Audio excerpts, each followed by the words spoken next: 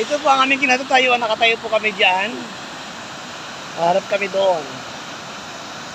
Dito po wala pa naman. Ibig sabihin wala pa dito ang spill. Hindi pa nag-i-spill dito sa lagawin yan. Pag lumakas na lang ulan mamaya, aapo yan dyan.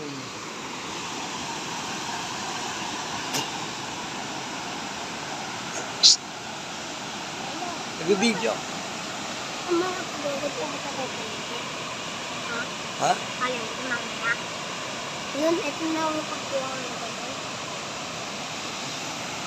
gano'n.